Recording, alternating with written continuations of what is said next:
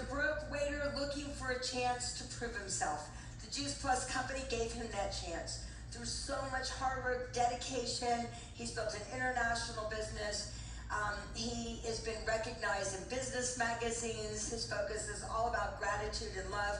I am beyond grateful to call him one of my dearest friends. He has business and partnerships around the world in over 25 countries, and he truly believes the best is yet to come. So everybody up on your feet. This is the time. Put your Snoopy ears on. It's time, everybody, up on your feet. Please bring up Jeff Roberti.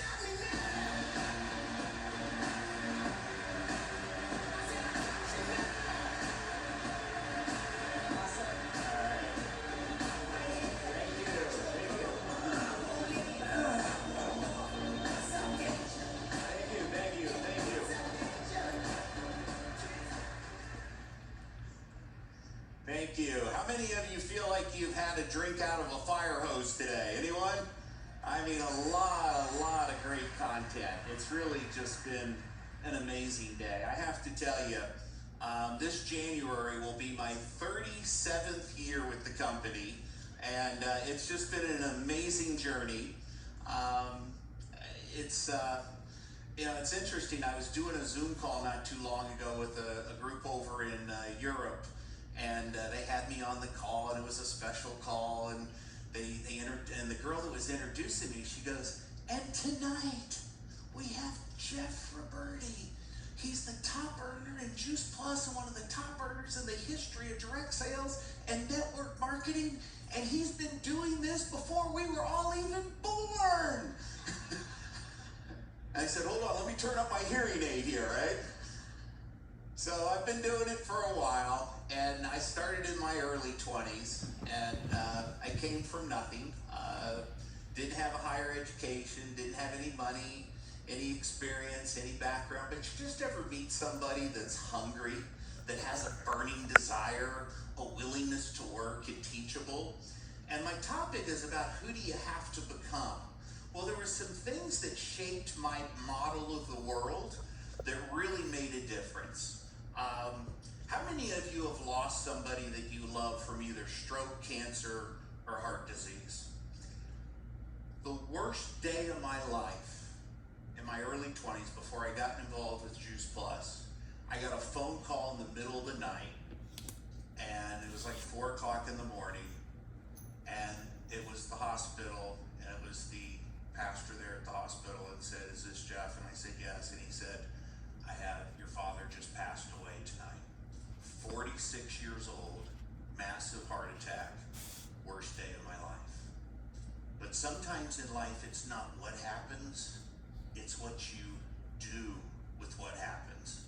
It's not the event, it's the meaning you give it. And I watched my dad, I'm the oldest of 3 boys, and I watched him struggle and juggle, and there was always more month than there was money. And it was the stress that killed him. He was building someone else's dreams. And I used that as a fuel to drive me to go out there and do something that was great. In the Bible it says, find a way to serve the many, for service to the many leads to greatness. And listen, I would give it all back if I could have got my own father on Juice Plus, because it just might have saved his life. I mean, how many of you, since you've been on Juice Plus, notice that you drink more water now? How many of you eat more fruits and vegetables now? How many of you have thought about working out in the gym? At least that's been a thought. Well, so I know it could have made a difference. And I used that as a fuel to go out there and to go out and build the business. And I had a couple really great mentors in the very beginning. Anybody heard of a guy named Zig Ziglar? Zig shared with me, he said, Jeff, you can have everything you want in life if you'll help enough other people get what they want in life. And the late, great Jim Rohn shared with me also, he said, Jeff, for things to change, you've got to change. And for things to get better, you've got to get better. And you can have more in life if you become more in life and see things not the way they are, but the way they can become. So I had a huge why. The how how part of our business is really the simple part. The why part is what you want to get down. Why are you doing this? And peel the layer of the onions and get down to a why that moves you emotionally. A why that'll make you cry. A why that's emotionally charged, has a compelling future. It'll get you up early, keep you up late, where you'll put in that extra 10% effort. Look, you're rewarded in public for what you do in private. And people see the success, and Jeff, you sold billions of dollars worth of product all over the world, built this large organization, but it was a lot of work. And it was consistency of effort, work habits, and attitude. And here's something that I've learned. Grow me, serve you. That's my focus. I focus on continuing to grow. As you grow, your business will grow. David Beaver says this course this is a course in personal development, cleverly disguised as a business. So it's constant and never-ending improvement, CANI. Constant, like the wheel of life. How is your physical mastery, your spiritual mastery, your emotional mastery, all these relationship mastery constantly growing? Another thing Jim shared with me, he said, Jeff, you know, as that broke waiter down in the valley, there's going to be tremendous growth climbing that mountain. But what happens is when you have success, what do people do? They tend to stop growing. They sit at the table of success too long. And you've got to be careful. If you're green, you grow. If you're ripe, you what? You rot. You want to keep growing. And so it's very important to always continue to stretch yourself. All growth is found outside of your comfort zone. Stretching yourself, always becoming the best version of you. And I'll share with you another, I don't have a lot of time, but I'll share with you a couple things that really helped me. Is, if I can click this, there it goes. If the topic is who do you have to become, you got to raise your standards. You got to raise your standards. You want to lead by example. You want to be the best partner on your team.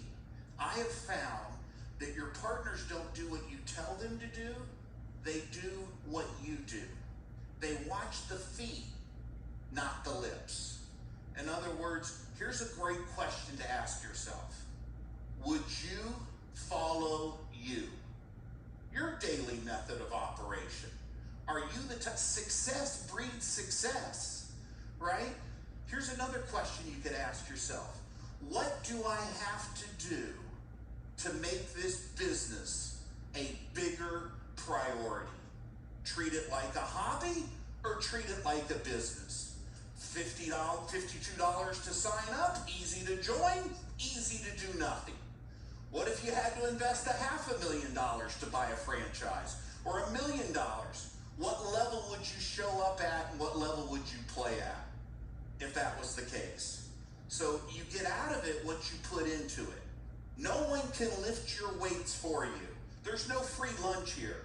But if you go out there and apply yourself and focus on the basics, the fundamentals, sharing the product, sharing the opportunity, building relationships, building for events, learning to not only build from one event to the next, but then learning how to master these major impending events, like the LevelUp event, like our 2 live conferences we have here in the United States, the conventions we have in Europe, Australia. And when you have one of these major impending events, if you're doing the basics and the fundamentals consistently every day, what happens is you'll start to establish momentum. And as you establish that momentum and you get into a 90-day rhythm, and I love the fact that Sean Hopkins has now set this up for us, where every 90 days we have a major impending event. And here's what I found. There's a difference between, Travis, an expense and an investment. There's a return on an investment. So what have I done throughout my career? I've always invested into a proven system and into proven people. In other words, invest your money back into your business and get people to the Level Up. Get them to the Charlotte conference. Get them to these conventions, because here's what happens. It's an experience and it moves them emotionally. When you hear Dr. David Phillips, when you hear Stephen Ritz, when you hear Lisa Pebbles, when you hear Sean and Jennifer Myers and Carrie Daigle and all these great speakers, it moves them emotionally. They see the big picture. They see the vision of what's possible. So there's just really a handful of things that you do consistently over and over again. I will tell you this. When I started the business, my sponsor quit my very first month. He prejudged whether this 24-year-old ex-broke waiter was going to do anything or not. He had been in the business for 2.5, almost 3 years, sales coordinator, and he quit right before it was going to happen. Can anybody say huge mistake? Help me with that one. Somebody said, have you seen him? And I said, yeah, he has a sign that says, kick me here. I still thank him today for introducing me. But I decided to acquire my own strength instead of working off of borrowed strength. So here I am, 24, broke, no education, no money, no experience, but hungry and desire and a willingness and teachable. And I said, you know what? Don't look up line, don't look down line, look in the mirror. If it's to be, it's up to me. And why don't you go out and lead your organization? You inspire you so you can inspire other people. I'll share with you another quick story just based on time. I let my physical mastery get away from me. Back in 2016, I did a big talk closing a convention in Phoenix, Arizona. 10,000 people. Gave a great talk. People were like, Jeff, oh, amazing, what a talk. But you know what they all said to me? How's your health? How's your health? Head was here, stomach was here, 260, 270 pounds, sweating on stage. I remember going home from that convention, and I meet with my cardiologist, and he said, Jeff, your dad died at 46. You just lost your brother this year at 49 of heart disease, heart attacks. He goes, it's not if, it's when. You're a walking time bomb. I remember going home that night, and it was probably 3 o'clock in the morning, 4 o'clock in the morning, and I'm sitting in my office, and I'm thinking about what the cardiologist said, and I look over and I see a picture of my dad, and I start to get emotional, I start to cry. Then I see a picture of my brother, Paulie, and I really start crying. And then I see the vision of my mom's face burying her son. That's it. That's it. I reached a breaking point. I reached a threshold. It was a moment in time. It was a defining moment. It was enough's enough, Jeff. No more excuses. Everybody says, okay, well, what do you do? What do you do? We all know what to do. You got to do what you know. Lifestyle changes, behavioral modification, right? How about going out and getting Jeff? How about you living the mission? How about you leveling up your product story? How about being the best version of you? And so I found out that the Juice Plus Complete that was sitting over on the counter works a lot better if you open it and drink it. What a concept. So I started doing the Complete. I started doing all these things and made the changes and the lifestyle changes. And I said, you know what? I'm going to go out and get a new story, live the mission, be the best version of me. And all of a sudden, doing that consistently, treating your body like a temple, not an amusement park, right? Nothing tastes as good as healthy and fit feels.